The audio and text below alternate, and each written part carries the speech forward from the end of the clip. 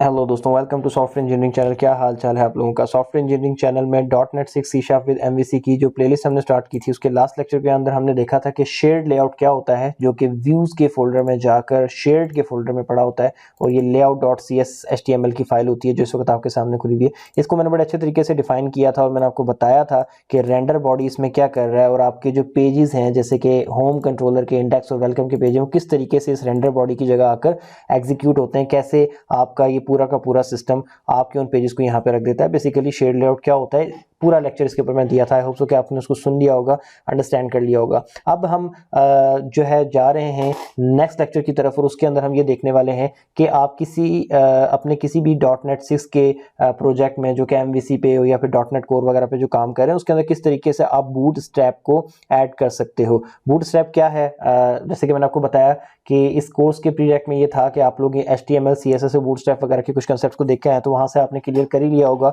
कि बूटस्ट्रैप क्या है और किस तरीके से काम करता है। और अगर आपको बूटस्ट्रैप का अभी तक नहीं पता तो मैं आपको रिकमेंड करूंगा कि बूटस्ट्रैप की थोड़ी सी नॉलेज लेने के बाद इसको देखें। ये एक फ्रेमवर्क है जो कि वेब डेवलपमेंट के लिए जो इंटरफेसेस वगैरह बनाने के लिए यूज हो रहा होता है। खैर, द पॉइंट इज कि हमने इस लेक्चर में ये देखना है कि हम बूटस्ट्रैप को अपने प्रोजेक्ट में .NET 6 के किस तरीके से ऐड कर सकते हैं। बूटस्ट्रैप को आपके प्रोजेक्ट में ऐड करने के दो तरीके होते हैं, एक होता है ऑनलाइन बूटस्ट्रैप, एक होता है ऑफलाइन बूटस्ट्रैप। मैं पर्सनली प्रेफर करता हूं कि मैं ऑनलाइन बूटस्ट्रैप को यूज करूं, क्योंकि अगर आप वेब डेवलपमेंट कर रहे हैं, वेब एप्लीकेशन बना रहे हैं, तो डेफिनेटली बीइंग अ डेवलपर आपके कंप्यूटर पे हर वक्त इंटरनेट तो अवेलेबल होगा ही। और दूसरी बात ये कि जब आपकी वेब एप्लीकेशन तैयार होने के बाद आपके पीसी से उठ के, डेवलपमेंट एनवायरनमेंट से उठ के होस्टिंग एनवायरनमेंट में जाएगी, तो फिर वहां से अगेन आपकी वेबसाइट ने चलना किस तरीके से, डेफिनेटली इंटरनेट के थ्रू ही चलना है। तो ऑनलाइन ही आप अगर बूटस्ट्रैप अपनी वेबसाइट में ऐड कर देंगे तो वो मोर देन इनफ है, आपकी वो सारी फंक्शनलिटीज प्रोवाइड कर देगी। आपको जरूरत नहीं है कि आप सारी फाइल्स बूटस्ट्रैप की डाउनलोड करके अपने प्रोजेक्ट में ऐड करो। बट स्टिल सम टाइम जरूरत पड़ जाती है। कुछ डेवलपर्स ऐसे होते हैं जो कि रिमोट एरियाज में जाके काम कर रहे हैं, तो उनको इंटरनेट की अवेलेबिलिटी नहीं होगी, या फिर वो चाहते हैं कि हम अपने प्रोजेक्ट के साथ ही जो है बूटस्ट्रैप को भी उठा के होस्ट करें होस्टिंग के ऊपर, तो फिर वो ऑफलाइन बूटस्ट्रैप की तरफ जाते हैं। इस ट्यूटोरियल के अंदर मेरा जो ज़्यादा फोकस रहेगा वो ऑनलाइन बूटस्ट्रैप को ऐड करने और उसको सिखाने के ऊपर रहेगा। But still at the end of the tutorial मैं आपको इंट्रोडक्शन या फिर एब्स्ट्रैक्ट लेवल पे बता जरूर दूंगा कि किस तरीके से आप ऑफलाइन बूटस्ट्रैप जो है ऐड कर सकते हो, अपने प्रोजेक्ट में यूज कर सकते हो। फिर फर्दर उसके ऊपर आप थोड़ी सी रिसर्च करके आप उसके लिए तैयार हो जाएंगे। तो अभी चलते हैं। ये हमारा सिंपल सा प्रोजेक्ट है जिसको अगर हम रन करके देखें तो अब मैं इसको रन किया है और मैं आपको दिखा देता हूँ किस तरीके से रन कर रहा है। बिल्कुल सिंपल से पेज हैं जो हमने बनाए थे, वही पेज जो कि हमने लास्ट लेक्चर्स के अंदर किए थे, वही पेज है। वेलकम टू सॉफ्टवेयर इंजीनियरिंग, ये आपको जो मैन इंडेक्स का पेज है वो है। अगर मैं दूसरे पे जाऊंगा वेलकम वाले पे तो कोई और मैसेज आ जाएगा एंड सो ऑन। हमने दो पेजेस बनाए थे।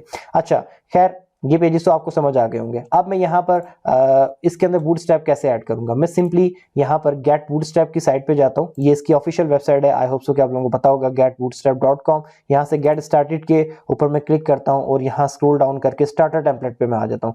मैं इस पूरे के पूरे स्टार्टर टेम्पलेट को यहाँ से क्लिक करके कॉपी कर रहा हूँ और ये जो पूरा का पूरा पेज है इसको मैं डिलीट मारता हूँ सिलेक्ट ऑल करके, और लेआउट के पेज में इसको मैं पेस्ट कर देता हूँ। यहाँ पे बहुत सारी रैंडम फाइल्स हैं आपके पास, आपको नजर आ रही होंगी, मतलब कोड वगैरह है। ये स्टार्टर टेम्पलेट का कोड है, आपने इसको किसी भी चीज को नहीं छेड़ना। यहाँ पर बॉडी में आने के बाद जो ये H1 यानी कि जो हेडिंग लगी हुई है हेलो वर्ल्ड की, ये वो एग्जैक्ट पॉइंट है जहाँ पे अपना कोड लिखते हो, जहाँ पे आपका बाकी सारे पेजेस आके रेंडर हो रहे होते हैं। तो आप इस हेलो वर्ल्ड को यहाँ से डिलीट करो और वो जो रेंडर बॉडी का जो फंक्शन था वो आप यहाँ पे ऐड अप कर दो। ये जैसे कि मैंने ऐड लगाकर रेंडर बॉडी को यहाँ पे लगा दिया है। अच्छा, ये काम तो हमारा हो गया। अब इस पूरे पेज पे एक दफा अगर आप नजर मारें तो आपको यहाँ पे एरर नजर आ रहा होगा। ये अक्सर आ जाता है लेटेस्ट इसके अंदर जो ऐड किया है इन्होंने, जो लेटेस्ट बूटस्ट्रैप है इसके में एरर आ रहा है। मैं काफी अर्से से इसको नोट कर रहा हूँ और मैं इसको सिंपली रिमूव करने के लिए इस ऐड की सिंबल को हटा दिया करता हूँ, तो ये एरर भी चला जाया करता है। मैंने ये करने के बाद मैंने इसको सेव कर लिया Ctrl+S करके। अब मैं प्रोजेक्ट को रन करता हूं तो देखते हैं कि क्या हमें कोई चेंजिंग नजर आती है या नहीं इस बूटस्ट्रैप के स्टार्टर टेम्पलेट को ऐड करने से। तो मैंने प्रोजेक्ट को रन कर दिया और मैं इसके लोड होने का इंतजार करूंगा आप थोड़ा सा। तो देखें यहाँ पर हमें एक छोटी सी चेंजिंग ये नजर आई है कि बूटस्ट्रैप के ऐड करने से ये चीजें थोड़ी सी ऊपर चली गई हैं पेज के ऊपर, और साथ ही ऊपर हेलो वर्ल्ड लिखा हुआ आ गया, क्योंकि ये हेलो वर्ल्ड इसके हेड में यहाँ से चल रहा है, ये वाला टाइटल है।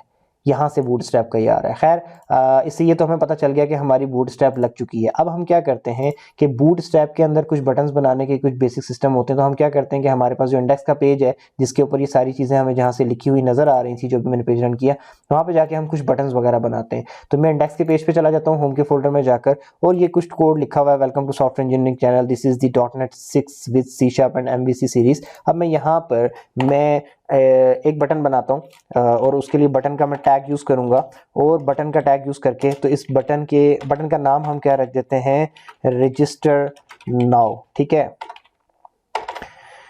नाउ ये मैंने बटन का टैग यूज कर दिया, और अब मैं यहाँ पर जाके क्लास इज इक्वल टू करके मैं बूटस्ट्रैप की क्लासेस यूज करूंगा यहाँ पर, और यहाँ पे जाके बूटस्ट्रैप की जो बटन वाली क्लास होती है वो होती है BTN, और दूसरी क्लास क्या होती है, BTN-primary।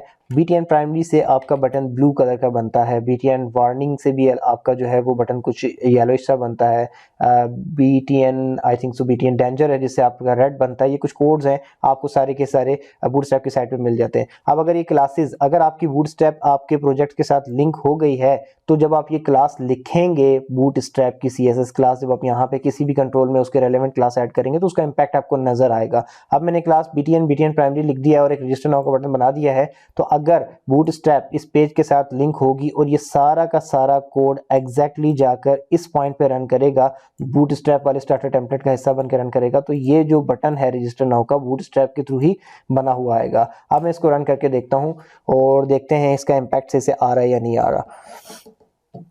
मैं दोबारा से प्रोजेक्ट को रन कर दिया और मैं जो मेरा जो प्रोजेक्ट है उसको लोड होने का वेट कर रहा हूँ। ओके, ये देखें अभी आपके सामने जो ये बटन आया, ये ब्लू कलर का रजिस्टर नाउ का बटन लिखा हुआ आया है। ठीक है, ये ऐसा क्यों आया है, मैंने तो इसमें कोई बटन का ब्लू कलर नहीं दिया था, बट अगेन मैंने आपको बताया कि मैंने इसमें बूटस्ट्रैप यूज की थी। अगर मैं इस बूटस्ट्रैप प्राइमरी की जगह बूटस्ट्रैप इसको वार्निंग कर देता हूँ, तो मैं इसको दोबारा से यहाँ से हॉट रीलोड पे क्लिक करता हूँ, तो देखते हैं कि यहाँ पे क्या होता है। देखें हॉट रिलोड होने के बाद ये देखें कि आपका ये जो बटन है इसका कलर चेंज हो गया। दैट मीन्स कि बूटस्ट्रैप बिल्कुल परफेक्टली हमारे प्रोजेक्ट में लग चुकी है और बिल्कुल परफेक्टली काम कर रही है। सही हो गया। अच्छा, बूटस्ट्रैप की और बात करने से पहले मैंने अभी एक हॉट रीलोड का बटन यूज किया था, शायद आप लोग कंफ्यूज हो रहे होंगे ये क्या है। ये विजुअल स्टूडियो के अंदर पहले तो नहीं आता था, अभी जो लेटेस्ट विजुअल स्टूडियोज हैं इनके अंदर ये आना शुरू हो गया है, और इसकी ये बड़ी मजे की फंक्शनैलिटी है। और इससे होता ये है कि अभी आपने देखा होगा कि हम जब इस प्रोजेक्ट को यहाँ से क्लोज स्टॉप कर देते हैं तो दोबारा कंटिन्यू करते हैं तो हमें उसके लोड होने का थोड़ा सा वेट करना पड़ता है।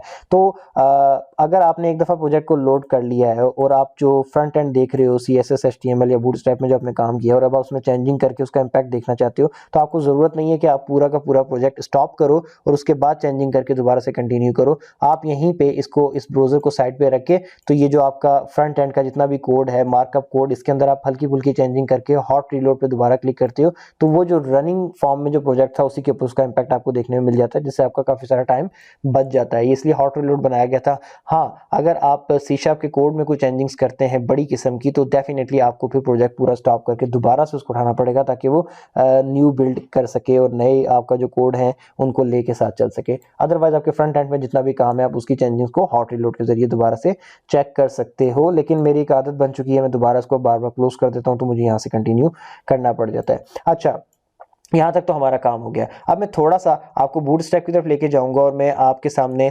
बूटस्ट्रैप के एक नेविगेशन बार उठाकर तो मैं अपने पेजेस के ऊपर ऐड करूंगा। जैसे ये एक नेविगेशन बार बूटस्ट्रैप की अपनी आ रही है, इसी तरीके से इनके पास बनी बनाई नेविगेशन बार्स पड़ी होती हैं, मुझे उनमें से कोई एक चाहिए, तो मैं यहाँ सर्च में जाके लिखता हूँ नैव, तो ये इसके पास नैव बार आ गया। Nav bar is the short form of navigation bar, ये आ गई है और ये बनी बनाई नेविगेशन बार है, यहाँ पे पड़ी हुई है, और मैं इसी को उठा के तो अपने प्रोजेक्ट में ऐड करने की कोशिश करता हूँ। मैंने यहाँ से इसका कोड कॉपी कर लिया है, और अब ये नेविगेशन बार एक ऐसी चीज होती है जो कि आपको हर एक पेज पे चाहिए होती है। डेफिनेटली इस पेज पे भी चाहिए होगी, इंडेक्स के पेज पे, आपको वेलकम के पेज पे भी चाहिए होगी, तो बजाय इसके इसको हर पेज पे आप रखते फिरो, बेहतर ये है कि ये जो पेज हैं ये सारे के सारे आपके इस पॉइंट पे जाके एग्जीक्यूट होते हैं। तो आप इससे ऊपर ऊपर यहाँ पर जाके नेविगेशन बार लगा दो। यहाँ पर जब आप नेविगेशन बार लगाओगे तो नेविगेशन बार ऑटोमेटिकली कहाँ ऐड हो जाएगी, आपकी जो आपका कोड है, जो आपका मतलब जितना भी मैन कोड है आपका सारा उसके अंदर सब जगह आ जाएगी, क्योंकि शेयर्ड पेज के अंदर आपने नेविगेशन बार लगाई है और इसके नीचे इस जगह पे आपके बाकी सारे पेज रेंडर होते हैं, तो डेफिनेटली हर पेज पे आपको नेविगेशन बार देखने को मिलेगी। मैंने सिंपली नेविगेशन बार का कोड यहाँ पे कॉपी पेस्ट कर दिया है और अभी हम देख लेते हैं। यहाँ पर मैंने इसको ऐसे करके नेविगेशन बार को बंद करना था और ये इंडेंटिंग करने के बाद आ गया। अब नेविगेशन बार यहाँ पे मैं रख के माइनस कर दिया ताकि कोड सारा क्लोज हो जाए, जहाँ पे ज़्यादा पैसा अपना क्रिएट हो। अब मैं प्रोजेक्ट को रन करता हूँ, देखता हूँ कि नेविगेशन बार मुझे हर पेज पे नज़र आती है या नहीं आती। ओके, क्योंकि मैंने दोबारा से ऑफ कर दिया था प्रोजेक्ट को एज यूजुअल, तो अब दोबारा मुझे थोड़ा सा वेट करना पड़ेगा। तो देख लेते हैं, ये मेरे पास पेज सामने आ गया और आप देख सकते हो कि यहाँ पर मेरे पास ये नेविगेशन बार पूरी बनी बनाई सामने आ गई है। अब मैं चाहूँ तो इसको एडिट भी कर सकता हूँ अपने मुताबिक, इसमें जो चेंजेस करना चाहूँ वो कर सकता हूँ। ये मेरा इंडेक्स का पेज है, इंडेक्स के पेज पे तो नेविगेशन बार आ ही रही है। अब मैं होम के आगे वेलकम के पेज पे जाता हूँ, तो देखें जो वेलकम का पेज है, this is the welcome page लिखा हुआ आ रहा है, उसके ऊपर भी नेविगेशन बार आना शुरू हो गई है।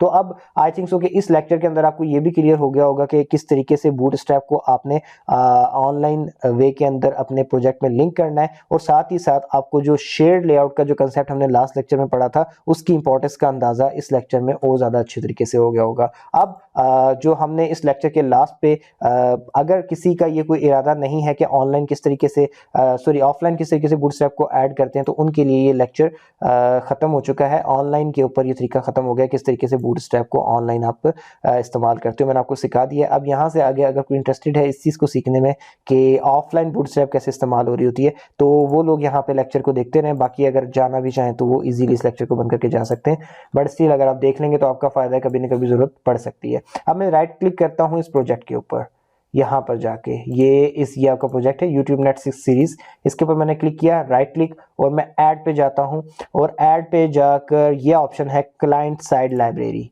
अब मैं क्लाइंट साइड लाइब्रेरी पे जाने के बाद यहाँ पर जाके लिखता हूँ, क्या लिखता हूँ मैं यहाँ पे लिखता हूँ ट्विटर। अच्छा, मैं यहाँ पे लिखूंगा ट्विटर। अब आप लोग शायद सोच रहे होंगे कि ट्विटर की कहानी कहाँ से हो गई, ये पता नहीं क्या बग है। यहाँ पे जब भी मैं कुछ लिखता हूँ तो इसके जो ऑटो सजेशंस हैं यहाँ पे साइड पे आते हैं, आल दो कि इसको यहीं पे नीचे आना चाहिए, बट इसलिए यहाँ पे आते हैं। बहरहाल कोई बात नहीं, जहाँ पे भी आएंगे हमें तो अपना काम करवाना है इनसे और हम करवा लेंगे।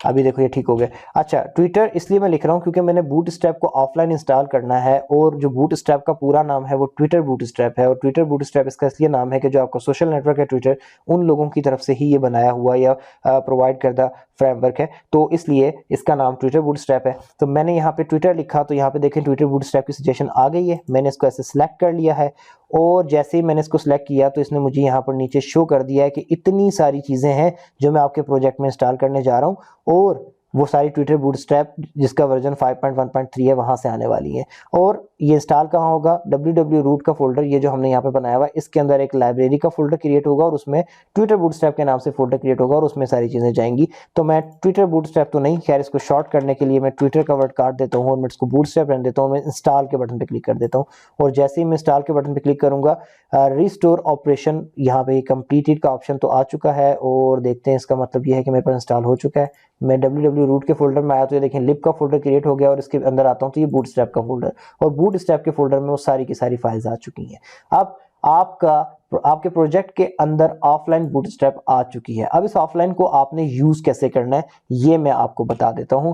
आपने सबसे पहला काम तो ये करना है कि अगेन आपने ऑफलाइन को यूज करने के लिए सेम उसी तरीके से व्यूज और शेयर्ड का ये जो फोल्डर है इसमें आके लेआउट की फाइल पे आ जाना है, जिसके साथ हम काफी देर से खेल रहे हैं। तो अब आप ये देखें कि ये फाइल्स यहाँ पर मुख्तलिफ किस्म की लिंक हुई हुई हैं। एक ये बूटस्ट्रैप CSS की फाइल लिंक हुई हुई है, ये वाली। इसी तरीके से नीचे आपके पास कुछ बूटस्ट्रैप बंडल विद पॉपर की फाइल है, separate popper and bootstrap JS की फाइल्स हैं। ये सारी की सारी फाइल्स लिंक हुई हुई हैं आपके प्रोजेक्ट में, जिसकी बेस के ऊपर आपके प्रोजेक्ट में इस वक्त तक ऑनलाइन बूटस्ट्रैप काम कर रहा था।